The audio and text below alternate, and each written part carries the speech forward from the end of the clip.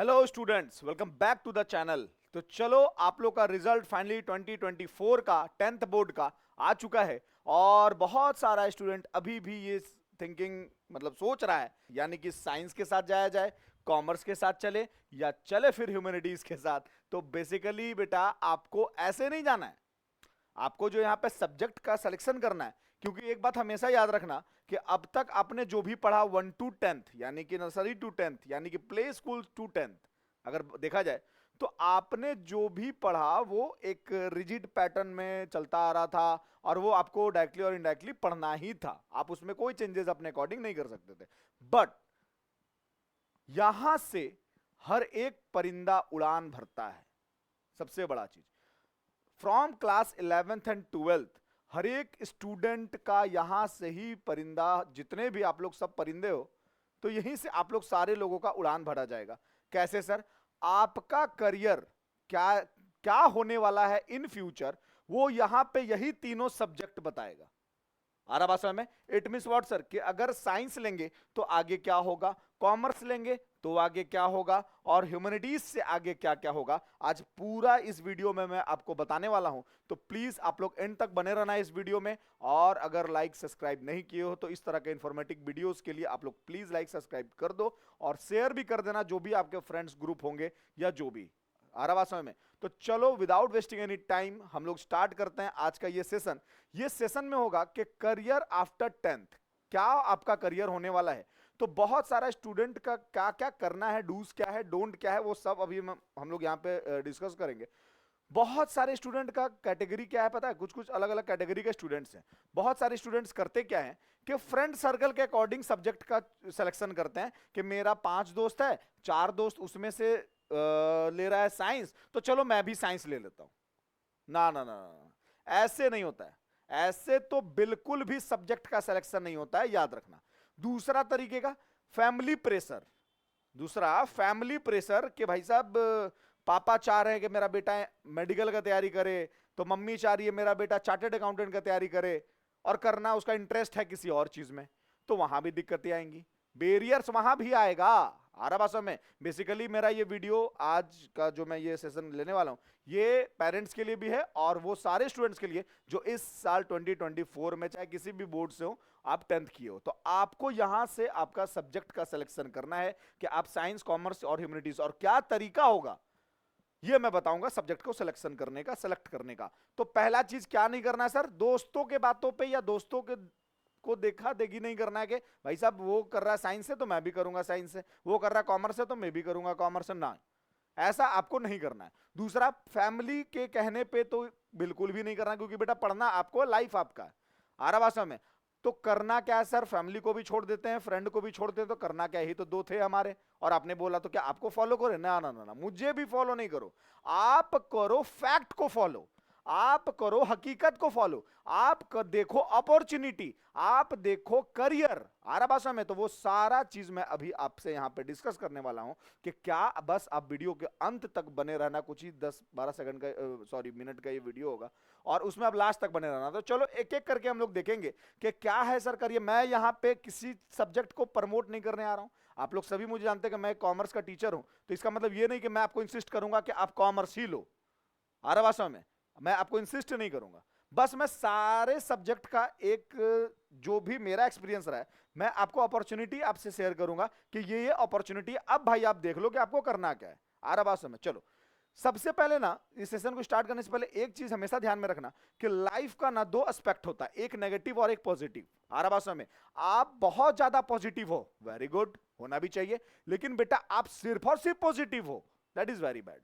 वो बहुत गलत बात है, क्योंकि एक इंसान पॉजिटिविटी में जी रहा है, इससे अच्छा कुछ नहीं हो सकता है। लेकिन सिर्फ वो पॉजिटिव ही सोच रहा है, वो भी बहुत अच्छी बात है, लेकिन वो सोच रहा है कि मेरे साथ कभी नेगेटिव हो ही नहीं सकता, वो तो फिर गलतफहमी में हो तुम। आ रहा बात समझ? कभी भी, क्योंकि लाइफ जो है ना वो एक अनसर्टेनिटी, कभी भी कुछ भी हो सकता है लाइफ में, जो कि आप अनएक्सपेक्टेड हो, अनसर्टेन हो, कभी भी कुछ भी हैपनिंग हो सकता है, और जिसके बारे में आपको जानकारी ना हो।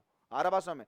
तो सर आप कहना क्या चाह रहे हो, बहुत गोल मटोला बात कर रहे हो, कहना क्या चाह रहे हो? कहना मैं ये चाह रहा हूं कि आप कभी भी कोई करियर अपना सेलेक्ट करोगे तो आप नेगेटिव और पॉजिटिव दोनों चीजों को देख के आपको करना है, ठीक है? तो चलो मैं एक एक करके सारे सब्जेक्ट के बारे में यहां पे डिस्कस करूंगा कि क्या होगा आपको साइंस लेकर के, क्या होगा आपका कॉमर्स से, और क्या होगा ह्यूमैनिटीज से, ठीक है? चलो सबसे पहले मैं यहां पे लिखूंगा साइंस, उसके बाद ह्यूमैनिटीज, और उसके बाद कॉमर्स के बारे में, ठीक है? लास्ट तक देखना भी वीडियो पूरा, बहुत अच्छे से हर एक चीजों पे मैं एक्सप्लेन करूंगा और आप अपने आप से रिलेट करना कि मेरा स्ट्रेंथ किस चीज में आ रहा है, क्योंकि बेटा सक्सेस उसी काम से मिलता है जिस काम में आपका स्ट्रेंथ हो, हमेशा याद रखना। विराट कोहली आज क्रिकेट खेल रहा है तो उसका क्रिकेट में बहुत ज्यादा एफिशिएंसी है, फुटबॉल में नहीं है, टेनिस में नहीं है, आ रहा बात समझ में? इसीलिए उसका सक्सेस किस में मिला? क्रिकेट में मिला। चलो स्टार्ट करते हैं हम लोग। बोला गया कि अगर आप साइंस के साथ जाते हो, साइंस सेलेक्ट करते हो, राइट, तो आपके पास दो मेजर ऑप्शन है। वो पहला ऑप्शन है आपके पास इंजीनियरिंग का, और दूसरा ऑप्शन आपके पास है मेडिकल का। क्लियर है? तो यहां पे varieties of engineer, varieties of medical में बहुत सारे चीज होते हैं, जैसे आप फार्मेसी का देख सकते हो, उसके बाद आप डॉक्टर बन सकते हो, और इंजीनियर में भी बहुत सारे engineer, civil engineer, mechanical engineer, computer engineer, हर एक तरह का इंजीनियर आता है। लेकिन जो मेजर है वो ये दो है, या तो आप इंजीनियर बनोगे और या तो आप मेडिकल लाइन में किसी फील्ड में जाओगे। आ रहा बात समझ में? कुछ स्टूडेंट यहां से एनडीए में भी जाता है, क्योंकि एनडीए में क्या जरूरत होता है भाई? PCM, physics chemistry math. आ रहा बात समझ में? तो बेसिकली अगर देखा जाए तो आपके पास ये तीन जो है, और तीन तो छोड़ी दो, ये दो जो है वो मेजर ऑप्शन है कि यहां से इंजीनियरिंग जो बच्चा करता है वो आईआईटी, है ना, और उसके बाद मेडिकल लाइन वाले बच्चे जो होते हैं वो नीट का प्रिपरेशन करता है, राइट?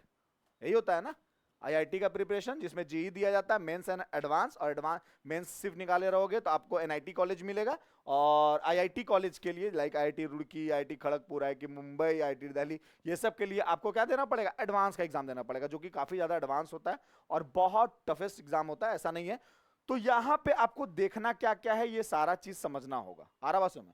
यहां के जो एग्जाम्स हैं वहां पे बेटा भीड़ बहुत ज्यादा है, क्राउड बहुत ज्यादा है, फी बहुत ज्यादा है। आ रहा बात समझ में? तो आपको हर एक चीज देखना है कि आप उस क्राउड में एडजस्ट कर पाओगे कि नहीं, आपके फादर, आपके पेरेंट्स उतना फी को अफोर्ड कर सकते हैं कि नहीं कर सकते। क्योंकि देखो, कोई भी जगह पे आप पढ़ोगे, किसी भी जगह पे पढ़ोगे, या तो सेल्फ स्टडी करोगे, सब्सक्रिप्शन से पढ़ोगे, होम ट्यूशन बुलाओगे, कोचिंग जाओगे, बड़ा इंस्टीट्यूट जाओगे, छोटा, किसी भी तरीके से पढ़ोगे, पैसा तो आपको वहां पे खर्च होगा। तो एक अच्छा इंस्टीट्यूट में पढ़ने के लिए आपको 11th-12th में कितना भी कम फी लो यार, तो 1-1.5 लाख रुपया तो फी लग ही जाएगा 2 साल में। आ रहा बात समझ में? देन आफ्टर आप आईआईटी और नीट का प्रिपरेशन करोगे, देन आफ्टर वहां एग्जाम दोगे, और एग्जामिनेशन के बाद आपका सिलेक्शन होगा।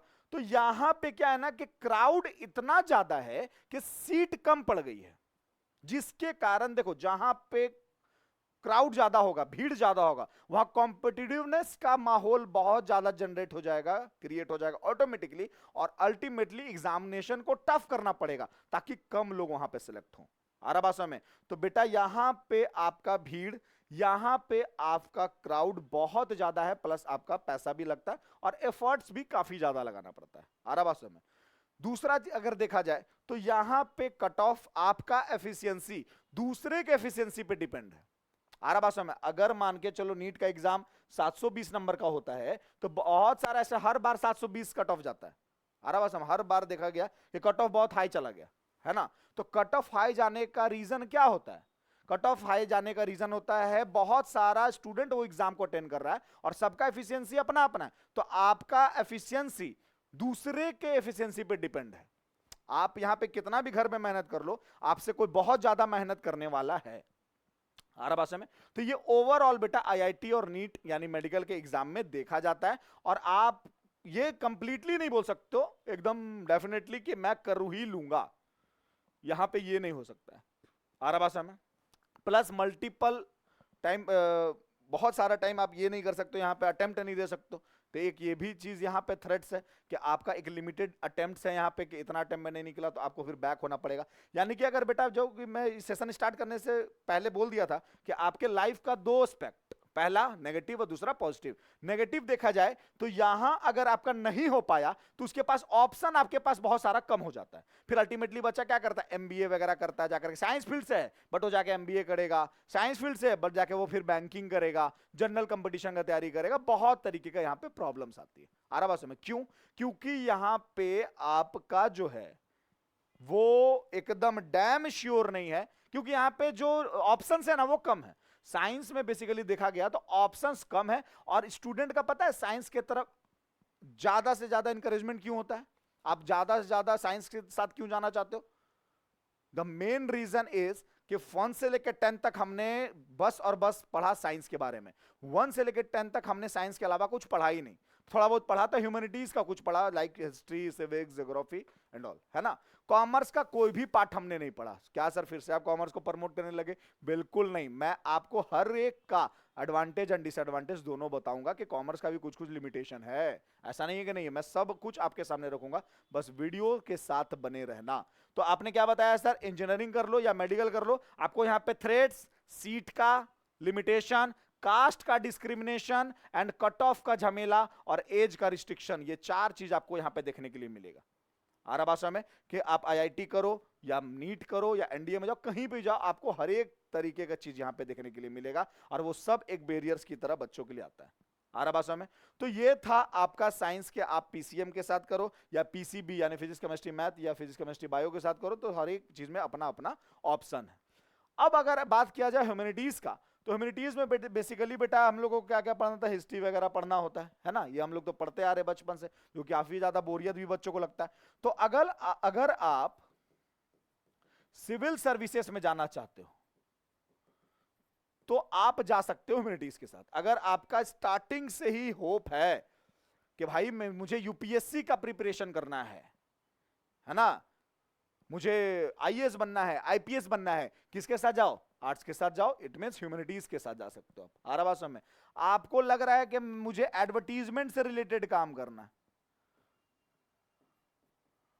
एडवर्टाइजिंग से रिलेटेड काम करना, आपको लग रहा है आपको आर्ट एंड क्राफ्ट से रिलेटेड काम करना है, आपको लग रहा है आपको डिजाइनिंग से रिलेटेड काम करना है, आ रहा बात समझ में, ग्राफिक्स डिजाइनिंग वगैरह से, आज के डेट में बेटा ये पॉपुलर बहुत हो गया, ग्राफिक्स डिजाइनिंग, तब आप इसके साथ जा सकते हो, कहीं से कोई दिक्कत है। आपको लग रहा है आप मास कम्युनिकेशन करना चाहते हो, आप इसके साथ जा सकते हो, कोई दिक्कत नहीं। आ रहा बात समझ में? यानी कि ह्यूमैनिटीज का भी अपना एक एग्जिस्टेंस है। यानी क्या बोला गया, सिविल सर्विसेज में आपको जाना हो, एडवर्टाइजिंग आपको मन लग रहा है कि यार थोड़ा सा एडवर्टीजमेंट, तो एडवर्टीजमेंट मतलब डिजिटल एडवर्टीजमेंट का बात हो रहा है यहाँ पे। आ रहा बात समझ में? तो डिजिटल एडवर्टीजमेंट, बट बस आप क्या कर सकते हो इसमें, ग्राफिक्स डिजाइनिंग। आ रहा बात समझ में? यहाँ पे वेब डिजाइनिंग का बात नहीं हो रहा है, यहाँ पे ग्राफिक्स डिजाइनिंग का, यहाँ पे कोडिंग डिकोडिंग का बात नहीं हो रहा है, that is a part of software engineer, है ना, वो वेबसाइट डेवलपर का काम है। आपका यहाँ पे जो काम है वो ग्राफिक्स डिजाइनिंग का काम है। तो बेसिकली लोग इसको प्रीफर करते हैं सिविल सर्विसेज के लिए, ये सब उतना नहीं प्रीफर करते हैं, बेसिकली लोग सिविल सर्विसेज के लिए प्रीफर। तो बेटा सिविल सर्विसेज का अपना एक एग्जिस्टेंस है, इसको कोई नहीं तोड़ सकता है। अगर आपका मन है कि मुझे सिविल सर्विसेज में जाना है तो आप जाओ, बहुत ज्यादा इसमें कुछ ऑप्शंस नहीं है, ये है एक मेरिट कि आप सिविल सर्विसेज में जाना चाहते हो तो जाओ। और इसके अलावा अगर आपको चाहिए कि और ऑप्शंस मिले तो वो यहां पे ज्यादा ऑप्शंस इसमें नहीं है। आ रहा बात समझ में? इसका है मेरिट कि अगर आप आईआईटी में जाना चाहते हो या इंजीनियर बनना चाहते हो, डॉक्टर बनना चाहते हो, तब आपके लिए सेट है। बहुत ज्यादा ऑप्शंस इसमें भी नहीं है लेकिन वो सारा अल्टरनेटिव ऑप्शन है। तो जब अल्टरनेटिव ऑप्शन हमें मुझे करना ही है तो मैं कोई और सब्जेक्ट से क्यों नहीं पढ़ूंगा? अगर मेरा डैम श्योर है कि मुझे डॉक्टर और इंजीनियर ही बनना है, तभी मैं मेडिकल साइंस लेकर के पढ़ूंगा 11th एंड 12th में, आफ्टर 10th। आ रहा बात समझ? क्योंकि बेटा यहाँ पे बहुत ज्यादा एफर्ट, बहुत ज्यादा पैसा खर्च होता है। तो यार मेहनत और पैसा, पैसा तो दोबारा आ जाएगा, मेहनत के लिए चाहिए टाइम, तो टाइम नहीं आता है घूम करके आपका, दोबारा वापस नहीं आएगा। And money is time, time is money, तो दोनों जो है वो बहुत ज्यादा क्रूशियल चीज है हमारे लाइफ का। चलो, तो ये तो हम लोगों ने देख लिया। देन आफ्टर सर कुछ और बता दो अब आप किसके सब्जेक्ट के बारे में। तो चलो अब हम लोग बात करेंगे कॉमर्स के बारे में कि आखिर में कॉमर्स क्या है सर। कॉमर्स में देखा गया, कॉमर्स बताने से पहले मैं एक चीज बताना चाहूंगा आप लोगों को, और एक चीज आप लोगों से पूछना भी चाहूंगा कि एक घर को चलाने के लिए, अगर आपको मैनेज करना है घर, आपका घर, तो क्या क्या चीजें चाहिए? पैसा, फाइनेंस, उसके बाद मैनेजमेंट चाहिए आपके घर में, है ना, अच्छे से सब चीज मैनेज रहे। और देन आफ्टर लॉ, यानी कुछ ना कुछ रूल्स रेगुलेशंस भी होने चाहिए एक घर को चलाने के लिए, ठीक। चलो, अच्छा, एक आईएएस जो होता है वो एक डिस्ट्रिक्ट को चलाता है सर, आ रहा बात समझ, लाइक पटना का आईएएस जो होगा वो डिस्ट्रिक्ट को पूरा मजिस्ट्रेट कहलाता है वो। तो वो बेटा आईएएस एक पूरा का पूरा पटना को चलाने के लिए उसको क्या चाहिए, पैसा चाहिए सर, फिनांस नहीं रहेगा तो बेचारा नहीं चला पाएगा। देन आफ्टर क्या चाहिए सर, मैनेजमेंट चाहिए सर, कैसे, how to manage the city, है ना। और देन आफ्टर कुछ लॉ चाहिए सर, आरा भाषा में, यानी कि घर को भी चलाने के लिए पैसा, मैनेजमेंट एंड लॉ, और पूरे के एक डिस्ट्रिक्ट चलाने के लिए भी पैसा, मैनेजमेंट, लॉ। अच्छा चलो थोड़ा बड़े लेवल पे चलते हैं, स्टेट को चलाने के लिए क्या चाहिए, वो क्या, उनको क्या चाहिए एक स्टेट को चलाने के लिए, पैसा, फाइनेंस और मैनेजमेंट अच्छा होना चाहिए, किसी को कम किसी को ज्यादा नहीं, एकदम मैनेज करके चलना है। और तीसरा लॉ, देख रहे हो, एक घर को भी चलाने के लिए पैसा, मैनेजमेंट और लॉ की जरूरत है, और एक डिस्ट्रिक्ट को चलाने के लिए पैसा, मैनेजमेंट और लॉ की जरूरत है, और एक स्टेट चलाने के लिए भी। बेटा ये सिर्फ 3 लेवल का बात नहीं हो रहा है यहां पे, अगर आपको इंडिया को भी चलाना है ना, हमारे कंट्री को भी अगर कंट्री चलाने का बात किया जाए तो भी आपको वहां पे पैसा, फाइनेंस, मैनेजमेंट, आरा भाषा में, और तीसरा लॉ, ये 3 चीज आपको चाहिए एक कंट्री को भी चलाने के लिए। मतलब क्या कहना चाह रहे सर आप, जो यहां पे चाहिए ना वही चीज आपको पढ़ना है कॉमर्स में। आ गया बात समझ में, यानी कि सिंपल सा बात समझ लो कि आपको यहां पे कॉमर्स में जो भी चीजें पढ़नी है, देखो मैं दिखाता हूं आपको यहां पे कॉमर्स में जो भी चीज पढ़ाया जाएगा। देखो यहां पे सब्जेक्ट्स अगर देखा जाए तो पहला सब्जेक्ट होता है अकाउंटेंसी, उसके बाद होता है बिजनेस स्टडीज,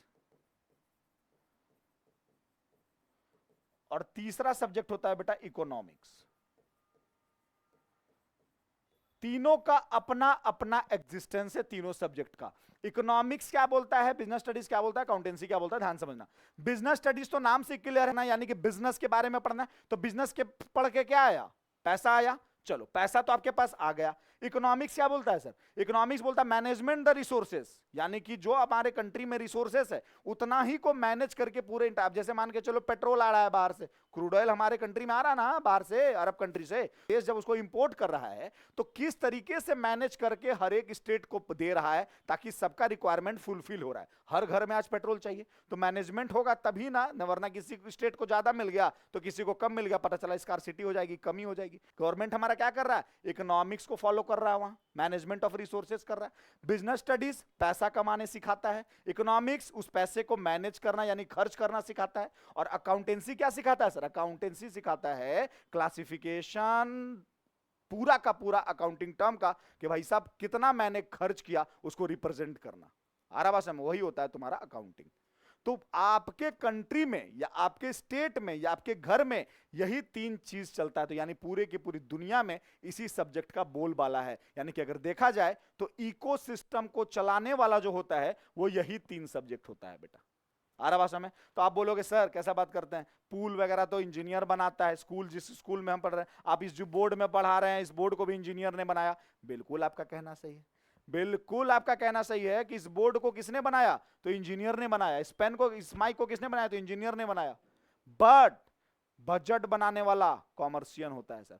तो मैं डिफरेंशिएट यहां पे करने नहीं आया हूं, मैं बस आपको इंपॉर्टेंस बताने आया हूं कि आपको यहां पे अकाउंटेंसी, बिजनेस स्टडीज और इकोनॉमिक्स, ये 3 सब्जेक्ट एक ऐसा सब्जेक्ट होता है जिसके बारे में एक कॉमर्स, एक 10th पास बच्चा कुछ भी नहीं जानता है। तो करना क्या होगा सर, करना ये होगा कि आप अपने नजदीकी कोचिंग में, नियरेस्ट कोचिंग में जाकर के डेमो क्लासेस करो, हर कोचिंग वाला डेमो क्लासेस करवाता, वरना आप इनको बोलो कि सर मुझे बताइए कॉमर्स के बारे में, मुझे कुछ क्लासेस कराइए, कैसे मेरे अंदर इंटरेस्ट आएगा। हम लोग का Shri Ram school of commerce offline centre है पटना में, हम लोग तो हर एक बच्चे को डेमो क्लासेस यहाँ पे देते हैं यार, हर एक बच्चे को। क्यों, क्योंकि हमें पता है बहुत अच्छे तरीके से कि 1 से लेकर 10 तक बच्चा कॉमर्स के बारे में कुछ जानता नहीं है। और ये गलती बच्चे का नहीं है, जिस दिन एजुकेशन सिस्टम क्लास 5 से एटलीस्ट एक पेपर भी अकाउंटेंसी भी डाल देना, उस दिन 100% में से 80% बच्चा कॉमर्स के थ्रू गो थ्रू जाएगा। It's my open challenge. क्यों, क्योंकि इतना इंटरेस्टिंग पेपर है, इतना इंटरेस्टिंग सब्जेक्ट है कि इसका कोई कंपैरिजन नहीं है, कोई कंपैरिजन नहीं यार। आप एक रिजिड चीजों का पढ़ाई करते हो, आपने भी a+b का होल स्क्वायर वही पढ़ा, आपके बच्चे भी वही पढ़ेंगे, 500 साल बाद भी वही पढ़ा जाएगा, क्योंकि जिनको लिख के जाना था वो लिख के चले गए, जिनको थ्योरी देके मतलब थ्योरम देके जाना था वो देके चले गए। आप उसको नहीं बदल सकते हो, हर भाषा में आप उसको नहीं बदल सकते हो सर। यहां पे हर एक चीज रिजिड चीजों का पढ़ाई हो रहा है। आपके पापा भी वही पढ़े थे, आप भी वही पढ़े हो, आपके बच्चे भी वही पढ़ेंगे, उनके बच्चे भी वही पढ़ेंगे।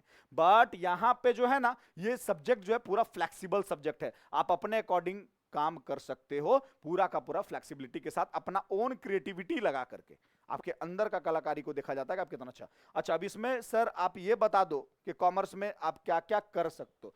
चलो उसको तो मैं बताऊंगा ही, लेकिन उससे पहले आप लोगों ने जितने देर ये वीडियो देखा, आई थिंक बहुत अच्छा लगा होगा।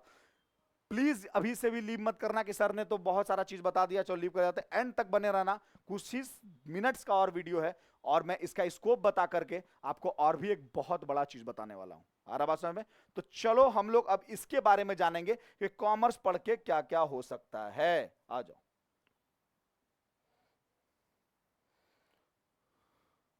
आपने अभी जस्ट बताया सर कि कॉमर्स पढ़ के, कॉमर्स से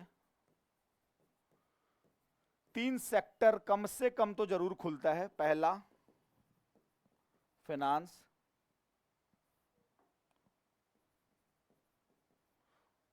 मैनेजमेंट, लॉ। चलो, फाइनेंस में अगर देखा जाए तो सीए, सीएस, सीए में ये 3 जो कोर्सेस है वो हर एक, ये इंडियन कोर्सेस बेसिकली माना गया है ना। और इसका कोई कॉलेज नहीं होता है बेटा, मैं आपको बता दूं, इंडिपेंडेंट बॉडी आईसीएआई एक इंस्टीट्यूट है, वही इस कोर्स को करवाता है, institute of chartered accountancy of, chartered accountant of India. ये इंडिपेंडेंट बॉडी है, स्टैट्यूटरी बॉडी है, उसी के अंडर ये कोर्स होता है। इस कोर्स को करने के बाद आपको एक अच्छा खासा पैकेज मिल सकता है, कहीं से कोई प्रॉब्लम नहीं है। आ रहा बात समझ? बेसिकली इसमें आपको 5 साल कम से कम लग जाता है after 12th। Just after 12th बच्चा फाउंडेशन देता है, फिर इंटरमीडिएट देता है 2 ग्रुप में, फिर इंटर्नशिप करता है, और देन आफ्टर फाइनल वो आप करोगे। तो और भी डिटेल्स में अगर आपको चाहिए होगा तो कमेंट्स करना, मैं वीडियो बना दूंगा, राइट। उसके बाद सीएस हो गया। ये चार्टर्ड अकाउंटेंट का काम क्या होता है? चार्टर्ड पूरे के पूरे कंपनी का फाइनेंशियल स्टेटमेंट को देखना, फाइनेंस से रिलेटेड सारी कामों को देखना। सीएस बेसिकली थ्योरेटिकल चीज है। CS company secretary, it means ये लॉ को देखता है, लॉज को, सारे कंपनीज के लॉज को देखता है। और ये थ्योरेटिकल, जिस मतलब स्टूडेंट का थ्योरेटिकल पार्ट थोड़ा ज्यादा इंटरेस्टिंग लग रहा है आफ्टर 12th, तो वो ये चीज कर सकता है, क्योंकि उसमें कॉर्पोरेट लॉ, कंपनी लॉ, ये सारी चीजों के बारे में पढ़ाया गया है। कॉस्ट एंड मैनेजमेंट अकाउंटेंट, मान के चलो ये पेन है, अगर 50 रुपया में मार्केट में बिक रहा है, तो क्यों, किसने 50 रुपया इसका प्राइस रखा? वो होता है कॉस्ट एंड मैनेजमेंट अकाउंटेंट। आ रहा बात समझ में कि कितना में बना और कितना में बिकना चाहिए? आ रहा बात समझ में? चलो, तो ये हो गया तुम्हारा मेन कोर्स जिसको बोला गया। देन आफ्टर अगर इंटरनेशनल लेवल का बेटा बात किया जाए तो तुम्हारा होता है सीएफए वगैरह हो गया, सीपीए वगैरह हो गया। यहां पे तुम्हारा ये कुछ कुछ और भी कोर्सेस है, ये सब तुम्हारा इंटरनेशनल लेवल का कोर्स है, जिसमें अच्छा खासा पैकेज होता है, और भी बहुत सारा कुछ होता है। ऐसा नहीं है कि बस इतना लिमिटेशन। आ रहा बात समझ में?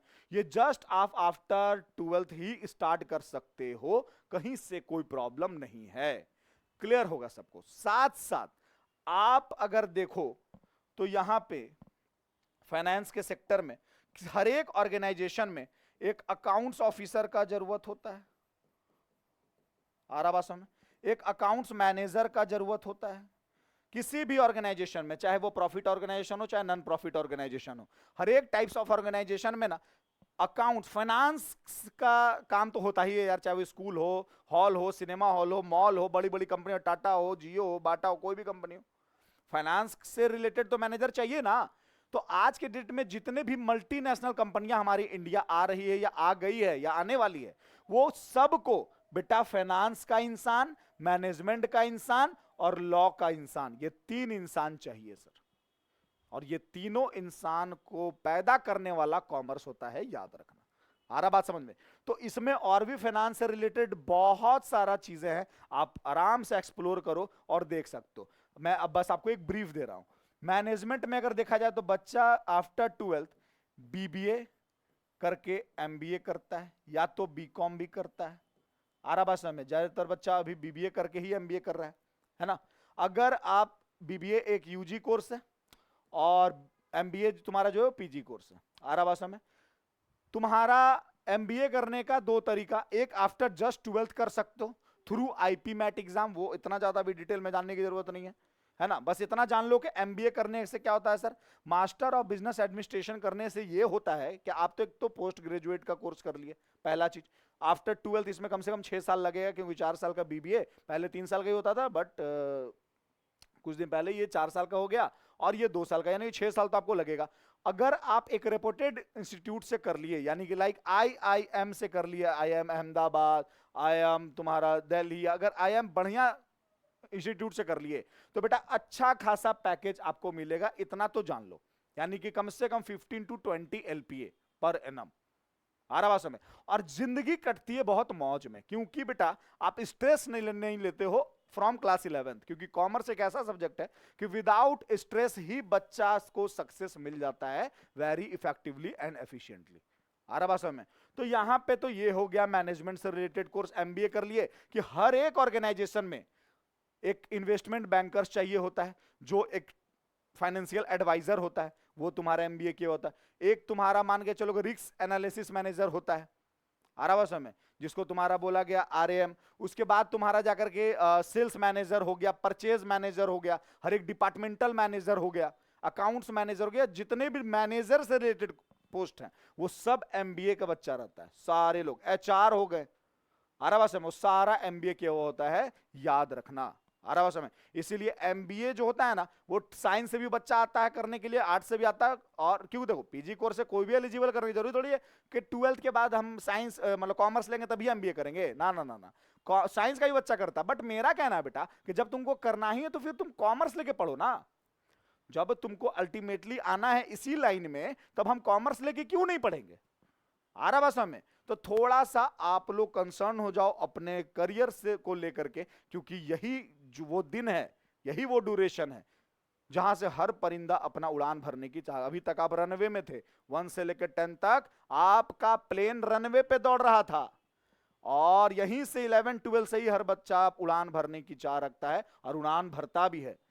बस फ्यूल आपके पास होना चाहिए आपके एविएटर में, ओरिजिनल वाला। तो ओरिजिनल वाला मतलब सर कि साइंस का फ्यूल है कि कॉमर्स का फ्यूल है कि ह्यूमैनिटीज का फ्यूल, वो आप पे डिपेंड है। चलो यहां तक तो समझ में आ गया होगा। लॉ सेक्टर में आप जा सकते हो, आफ्टर 12th आप क्लैट कर सकते हो। तो बेटा क्या क्लैट सिर्फ कॉमर्स का बच्चा करेगा? ऐसा कुछ नहीं है, ऐसा कुछ नहीं है। यहां पे अगर देखा जाए बीबीए और बीकॉम में, तो बीबीए और बीकॉम में जितने भी आप सब्जेक्ट्स पढ़ते हो ना, वो रिलेटेड टू 11 12 ही रिलेवेंट होता है, 60 to 70%। इसीलिए बच्चा को बोला गया कि 11 12 कॉमर्स से ही करना चाहिए अगर आपको आगे एमबीए वगैरह करना है। तो आप स्विच कर रहे हो कंप्लीटली, साइंस से कॉमर्स में आ रहे हो, अगर आप एमबीए कर रहे हो साइंस लेकर के, तो वहां पे थ्रेड्स देखने के लिए आपको मिलेगा। तो क्यों नाम से कॉमर्स से ही करे यार, बहुत इंटरेस्टिंग पेपर है, मैं बार बार बोल रहा हूं। लॉ अगर आप क्लैट, उसके बाद एक एंट्रेंस एग्जाम है, कॉमन लॉ एडमिशन टेस्ट, है ना। यहां से स्टूडेंट, ये भी तुम्हारा नेशनल लेवल का एग्जाम है ना। यहां से अगर आप लॉ सेक्टर में जाना चाहते हो, लॉ सेक्टर में चले जाओ, कहीं से कोई दिक्कत नहीं। आप बीबीए प्लस एलएलबी कर लो, आज का बहुत ज्यादा ट्रेंडिंग कोर्स है, मैं बता रहा हूं।